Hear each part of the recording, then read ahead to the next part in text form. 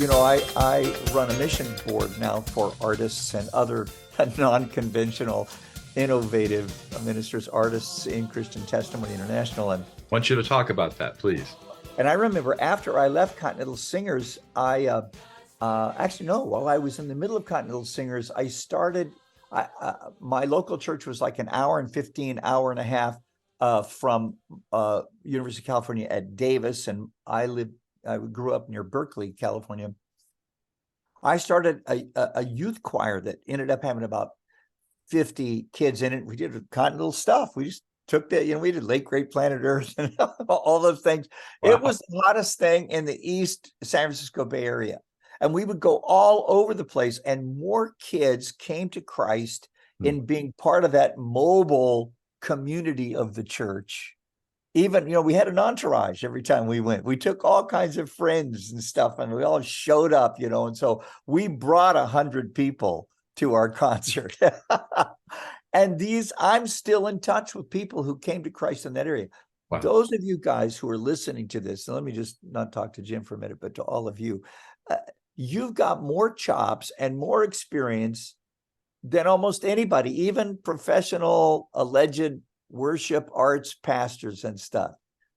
Do something in your region as a volunteer, or set up your own little 501c3 or contact us. We've got a whole bunch of volunteer people in our 500 plus ministry units in 54 countries, but a lot of them are still here in the United States. So that's my sort of little.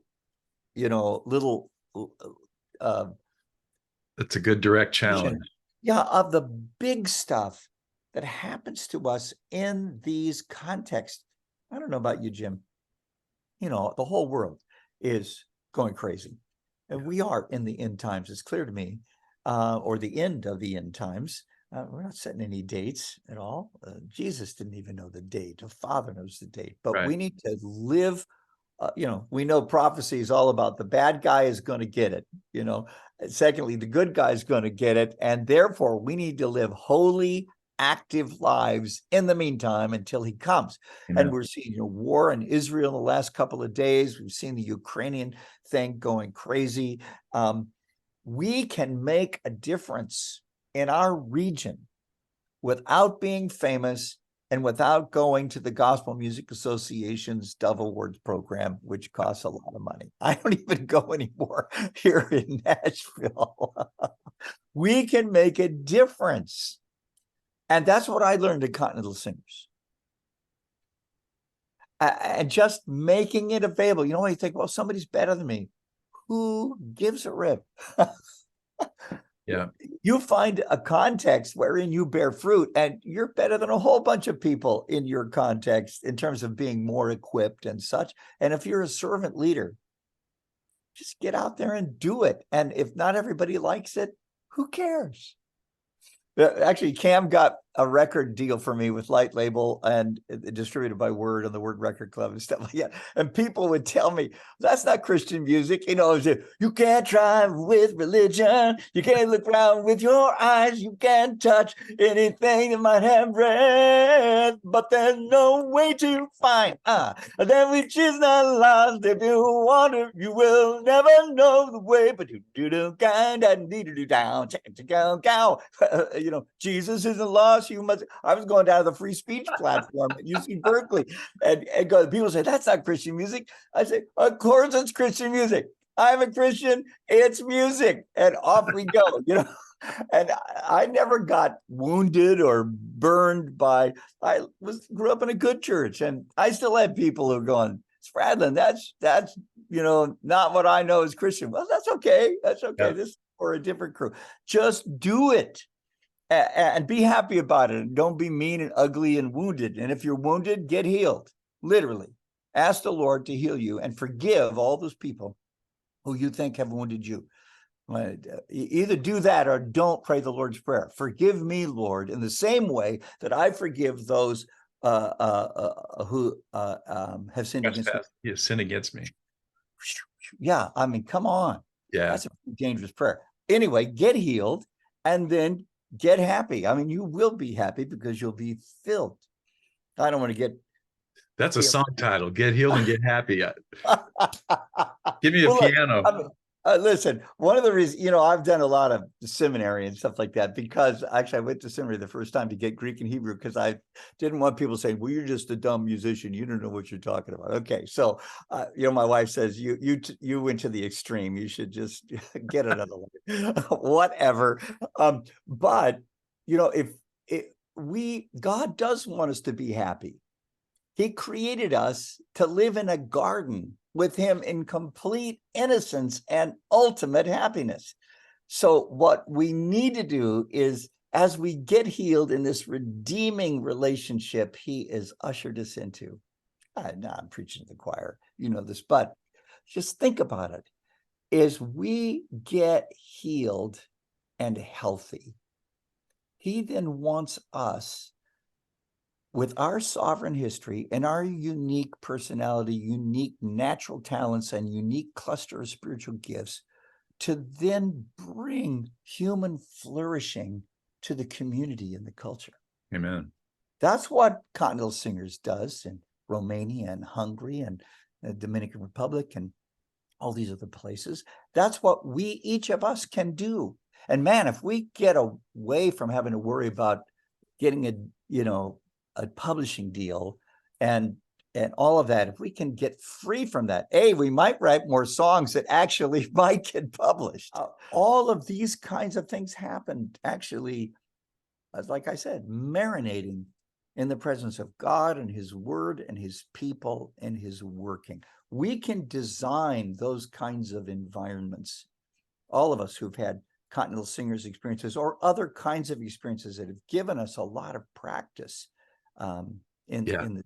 so it's fantastic. I want to take an offering right now. I bet I'm looking for somebody else to talk to take an offering. Well, hopefully some wonderful folks will be encouraged with this. You asked me to think about, I don't know how close we are to wrapping up, but take all the time one nugget takeaway from your experience. I think that one thing that I among 1,000, but one thing that, as I was reflecting over this wonderful opportunity here with you, is leading people really is loving people and serving people with the ways that God has made us. Don't try to, you can't be me and I can't be you.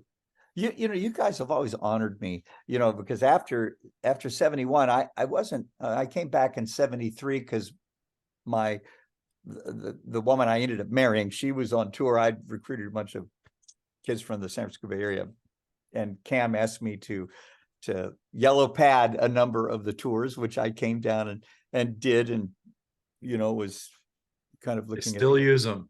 Oh, look at I love it. Now, not all the directors I yellow padded paid any attention to what I said, and that may be another thing.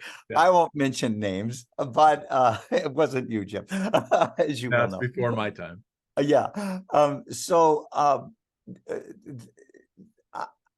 Just seeing how God has actually honored me by, I've always kind of, stayed in touch and kind of came into Christian artists in the Rockies. And, one time in the 80s, I came at your guys' invitation to speak at rehearsal camp and meet with the directors in a winter conference and stuff. But I'll tell you,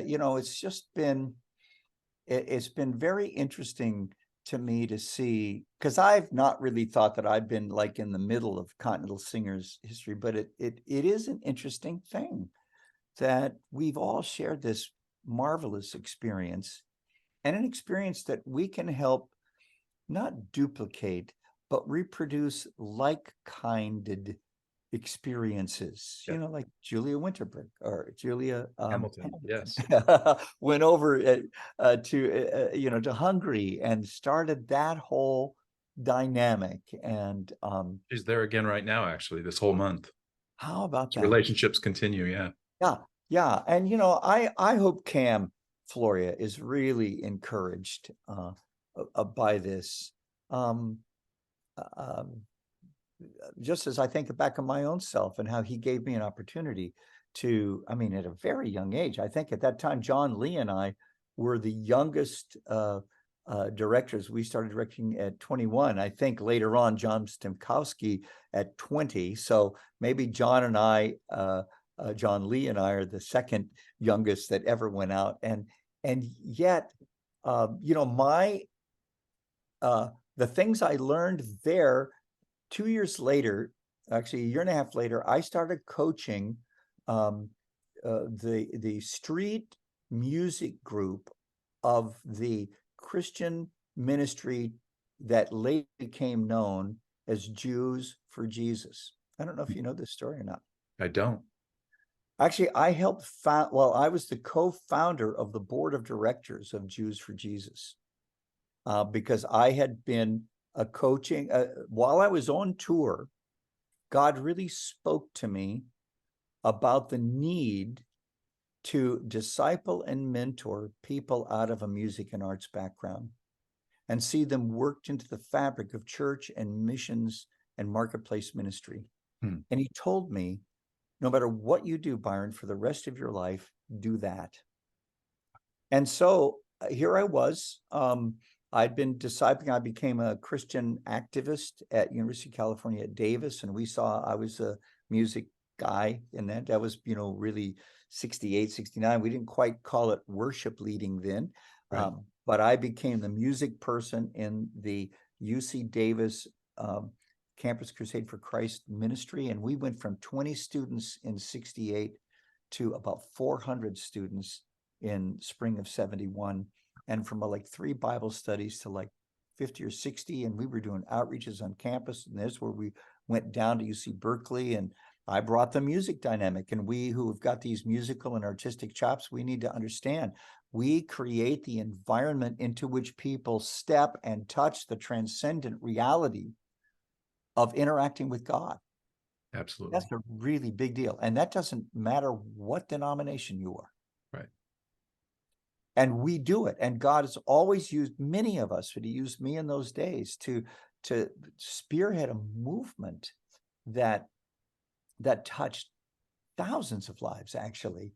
And 400 of them, pretty much every Sunday night, would gather together. And I still run into people who, again, were impacted by Christ. And here are our musical and artistic abilities. We are strategic. We're not special, but we're specialized. And we need to lay our resources at the foot of the cross and then watch Jesus let us pick those up and serve people and serve him.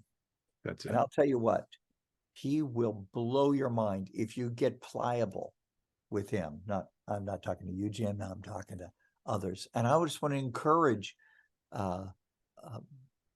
every one of you that's listening. And I hope, Cam, if you're listening to this, that you'd be encouraged too, because you poured into my life. Have you ever wished you could gift your life-changing Continental experience to someone else? Well, you can.